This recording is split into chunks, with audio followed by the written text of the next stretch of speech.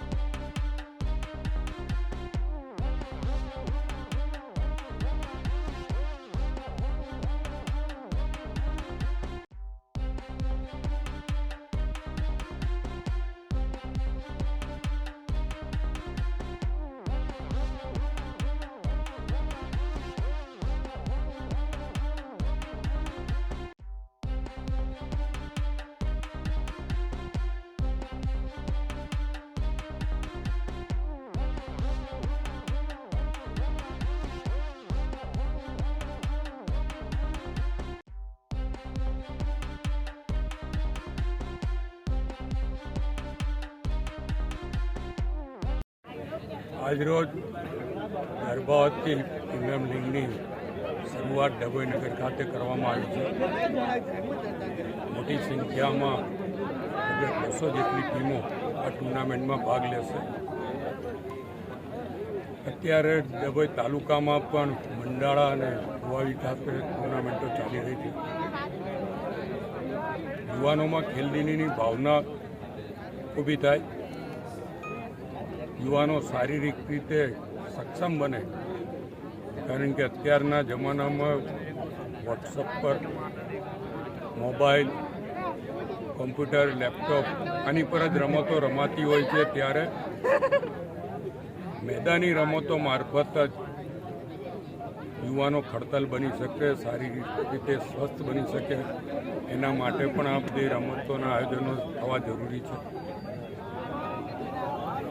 આજે અહીંયા જે ટુર્નામેન્ટ શરૂ થઈ રહી છે એના મારફત યુવાનોમાં ખેલની ભાવના સાથે એકબીજાથી પરિચિતો થશે અને પરિચિત હોય તો ગમે ત્યારે કોઈ પણ સારા નશા પ્રસંગમાં એકબીજાને મદદરૂપ થઈ શકે એ શુભ આશયથી આ ટુર્નામેન્ટનું આયોજન કરવામાં આવ્યું છે। હું દર્ભાવતી પ્રીમિયર લીગના આયોજકોને અભિનંદન આપું છું, શુભેચ્છા પાઠવું છું। સાથે સાથે આ ટુર્નામેન્ટનો એક આગવું એ રીતે છે કે આ ટુર્નામેન્ટનું આયોજન દર્ભાવતી નગરીના હિન્દુ યુવાનોએ કરી છે અને એને સ્પોન્સર મુસ્લિમ આગેવાનો દ્વારા કરવામાં આવ્યું છે। એટલે આ એક ખૂબ પ્રશંસનીય કામ છે અને હું આયોજકોને પણ અભિનંદન આપું અને આને સ્પોન્સર કરનારને પણ અભિનંદન આપું છું।